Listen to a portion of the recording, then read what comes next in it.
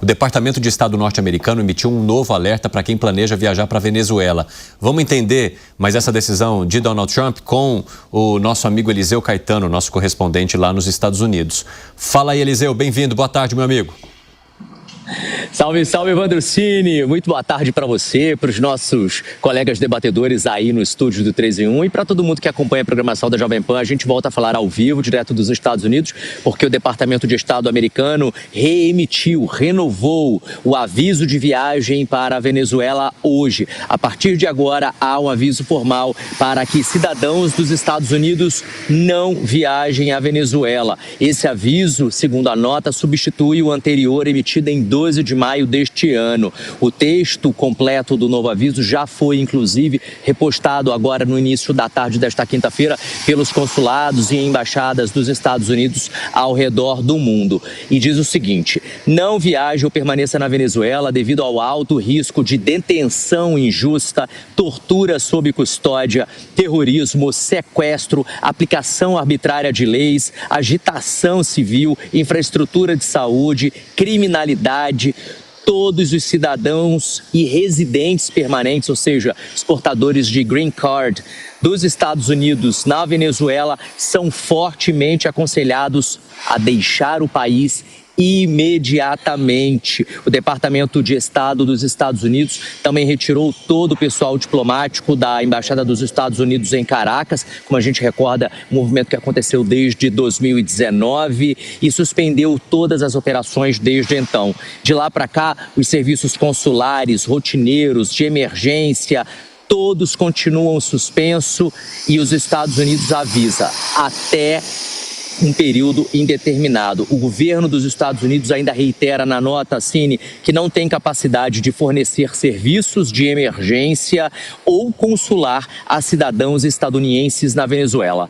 Qualquer pessoa com cidadania americana ou outro status de residência dos Estados Unidos que esteja na Venezuela, eles reforçam, devem deixar o país imediatamente, incluindo aqueles que estão viajando com passaportes venezuelanos ou de outros países. E o aviso termina com a seguinte frase: não viaje para a Venezuela sob hipótese alguma. Eu volto com você no estúdio, Cine. Agora, Eliseu, o jornal The New York Times, segundo o jornal, o ditador Nicolás Maduro estaria reforçando a segurança. Ele está sentindo mais essa pressão que vem agora de todos os lados pelos Estados Unidos, inclusive por meio dessas decisões? Essa situação já era imaginada por todos nós, né? Não apenas aqui nos Estados Unidos, mas agora veio a confirmação com base em fontes. O The New York Times, um dos jornais mais importantes do planeta, trouxe detalhes aí desse nível de pressão que Nicolás Maduro tem sofrido, viu? Segundo o jornal, ele tomou medidas drásticas, como, por exemplo, passou a trocar de aparelhos de celulares constantemente, pelo menos um aparelho por semana. As linhas, mesma coisa. A partir de agora, Maduro usa celular pré-pago. Outra coisa, para evitar qualquer possibilidade de rastreamento, né? Ele também deixou de dormir no mesmo lugar por mais de 3 dias. Ele não apenas muda de prédio e de casa, como ele muda até de cômodo durante a permanência dele. A mudança dele de cômodo é vista apenas por poucas pessoas que estão ao lado dele. Isso para tentar impedir qualquer possibilidade de ataque hostil por parte dos Estados Unidos. Ou seja, ele está aí revezando não apenas a residência, mas até a cama que ele está dormindo dentro dessa resistência. Uma prática típica aí de alvos sob ameaça direta. Fontes do governo venezuelano ainda afirmam que ele está tentando de todas as maneiras que podem reduzir a sua vulnerabilidade e impedir que a sua localização seja monitorada. Agora, tem um detalhe interessante nisso, Cine, porque o reforço da segurança ainda envolve a presença crescente de agentes cubanos, considerados por Caracas uma camada extra de lealdade em comparação com parte das forças venezuelanas, porque vale lembrar que há dissidentes do regime cubano, do regime venezuelano, e há uma recompensa de 15 milhões de dólares sendo oferecida pela cabeça de Nicolás Maduro pelos Estados Unidos. Aliás, esses agentes cubanos treinados em inteligência e até contra-espionagem passaram a integrar desde então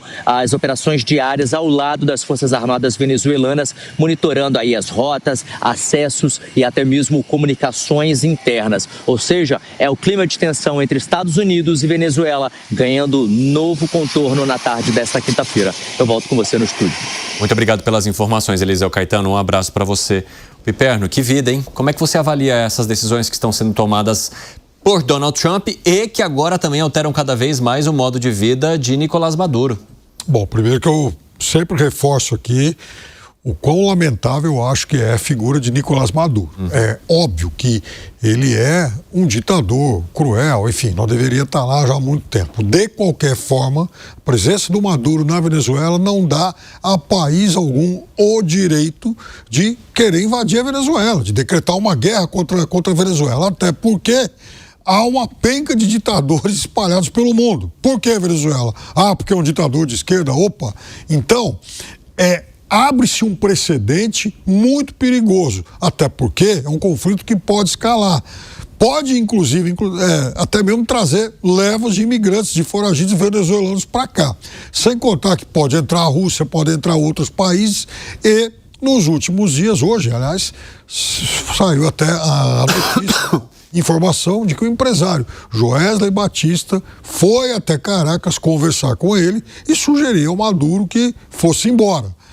Algo que Maduro teria sido o principal tema da conversa entre Maduro e Donald Trump em uma conversa telefônica que agora, pelo que se sabe, foi intermediada por Brasil e Turquia, mas não houve acordo. Exatamente. Inclusive, houve uma dúvida sobre esse cumprimento ou não em relação a Nicolás Maduro, porque ele passou uns dias desaparecido, ninguém ouvia falar, ouviu nenhuma imagem de Nicolás Maduro e depois ele resolveu aparecer novamente em público para dizer e passar a mensagem de que sim, permanecia no país e de que não iria adotar a determinação que foi feita pelo presidente norte-americano. Uma ótima tarde para você que nos acompanha pela rádio, bem-vindos, como é bom ter vocês por aqui. Agora 5 horas da tarde, eu sou o Evandro Cini e seguimos juntos no nosso 3 em 1, unidos em todas as plataformas. Nesse momento nós estamos discutindo decisões que estão sendo tomadas pelos Estados Unidos e que aumentam cada vez mais a pressão sobre o líder venezuelano Nicolás Maduro. Fala, Bruno Musa. Veja, não só o Maduro apareceu em público, como apareceu dançando. Vocês viram as dancinhas dele, né? Que chega a ser um tanto quanto patético nesse momento. Querendo mostrar que ele está tranquilo com toda essa rotina que o Eliseu Caetano acabou de mostrar pra gente, né? Dorme cada dia num lugar, troca de celular todos os dias e está usando pré-pago. Pois é. Eu vou tomar liberdade de respeitosamente discordar aqui do Piperno, porque eu acho que a Venezuela já passou do tempo de uma determinada intervenção. Sei que isso é bastante complicado de ser discutido, mas eu acho que determinadas ações que você faz reverberam na vida de terceiros. E o que a Venezuela está fazendo, eu estive lá 3 vezes, a última vez foi em 2023 produzindo documentário. 20% da população fugiu, são aqueles que conseguiram fugir. 20% é a maior fuga de pessoas em um país fora de guerra da história. 20% da população, era 35 milhões de habitantes, são 27, 28 milhões agora de pessoas, inclusive aqui no Brasil, que é um dos receptores. A Colômbia é o maior receptor, de 4,5 milhões mais ou menos de venezuelanos. E eu até hoje converso com pessoas, hoje eu estava conversando com o pessoal de lá para entender como está o clima nas ruas, e a verdade é que, no meu entender, a Venezuela, obviamente, é um país estratégico por conta da questão militar, por conta de passagem de drogas que chegam nos Estados Unidos, e é a segunda maior reserva de petróleo do mundo. Ou seja, nós estamos falando que há ali realmente uma reserva bilionária a ser explorada num país que está completamente sucateado e 93% da população está abaixo da linha da pobreza, num regime brutal, ditadura completa. Então, o que me chama mais atenção é que a receita é sempre a mesma em todos os países. Quando esses países autoritários, e veja, cada país que tem reservas naturais abundantes tem uma tendência maior a ter governos autoritários. Puxa na história. Os países, por quê? Porque há mais autoritarismo que aparece para explorar aqueles recursos naturais. E vou finalizando, sempre para dizer, o petróleo é nosso. O recurso natural é nosso. E aí tem uma frase que eu gosto muito do literato Samuel Johnson, que é um inglês, em que ele fala o seguinte: o patriotismo é o último refúgio do canalha. E é justamente o que Maduro tem feito, assim como outras pessoas e países aqui ao redor. Sempre chamando aqueles poucos que ainda o apoiam para o tal patriotismo. Defendem o nosso país, a pátria, contra os Yankees, contra o imperialismo. É sempre a mesma coisa até que eles caíram. Aconteceu com Gaddafi, aconteceu com Saddam Hussein e está acontecendo agora com o Maduro. Que foi, Piperno? Ótimos exemplos. No caso do Gaddafi, foi preso, morto, a Líbia se desintegrou, se fragmentou enquanto país. No caso do Saddam Hussein, houve intervenção americana, piorou o país.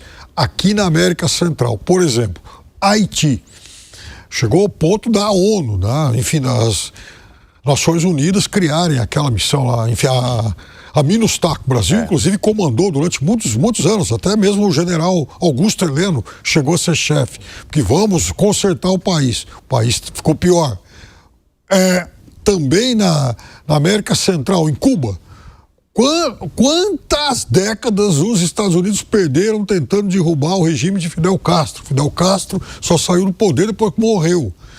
Então, as coisas não são tão simples assim. Primeiro que nenhum país tem o direito de intervir no outro, a não ser que haja lá uma decisão das Nações Unidas, até porque, enfim, a ONU também existe para isso. Agora, imagina se, por exemplo, a China toma a decisão de falar: bom, pera lá, esse país é meu aliado, não vou deixar que aconteça isso. Porque se alguém se dá o direito de querer invadir, o outro pode também se dar o direito de querer defender. Então, o concerto das nações, ele não pode ficar o tempo todo vulnerável a esse desejo por exemplo, de invasão, de intervenção. Zé Maria Trindade, o Piperno estava destacando agora há pouco a participação do Brasil nessa tentativa de negociação, ou de pelo menos se colocar como um interlocutor. Como é que você avalia o posicionamento do Brasil? Até porque qualquer tipo de intervenção mais dura dos Estados Unidos na Venezuela vai trazer uma consequência grave aqui para o nosso país, porque é a gente que está territorialmente ao lado, né? E se a evasão lá do país já é enorme, imagine com uma escalada desse conflito. Como que as autoridades brasileiras estão olhando para isso, hein, Zé? Olha, nas conversas que eu tive com comandantes militares aqui, eles consideram real a possibilidade de invasão ou de interferência dos Estados Unidos na Venezuela, né? E também, por enquanto, eles descartam a possibilidade de qualquer tensão, hostilidade dos Estados Unidos contra o Brasil. A coisa é a Venezuela. A nossa Constituição e toda a nossa cultura é no sentido de autodeterminação dos povos. Isso está logo na abertura da Constituição, né, que o Brasil é pelo diálogo, pela paz e pela autodeterminação dos povos. Só que os povos venezuelanos já perderam essa possibilidade de autodeterminação. 20% saíram. Eu conversava aqui com o general Pazuello, que foi o chefe lá daquela Operação Boas-Vindas, e ele falando da dificuldade de receber as pessoas e a quantidade de gente todos os dias chegando no Brasil, a dificuldade de identificar, ninguém sabe quem entrou no Brasil. Porque ele me disse, olha, ele era o chefe da Operação Boas-Vindas. A Venezuela não tem dados confiáveis sobre as pessoas. Então, chega um bandido lá, de facção, junto com outro cidadão de bem, e ele declaratório, ele declara nome, e ali ele ganha um CPF e um nome no Brasil, porque o imigrante dá um nome e entra no Brasil. Veja as consequências disso, né? E lá na Venezuela é preciso acontecer alguma coisa, porque o Maduro já passou das contas e já passou das possibilidades de uma solução interna. Ali estão interesses externos, sim, são milícias e muita arma. As informações são de que existem muitos fuzis, carros de combate e muitos caças. Só os caças que há dúvidas sobre a manutenção e a possibilidade de voo deles, né? Mas, enfim, e a mesma avaliação diz que uma intervenção por terra dos Estados Unidos lá será complicadíssima. Então, a guerra pode, sim, ser demorada e, por que não, arrastar outros países, ou seja, sofreremos consequências. Então, é lícito, é justo que o Brasil se ofereça para intermediar uma possibilidade de saída.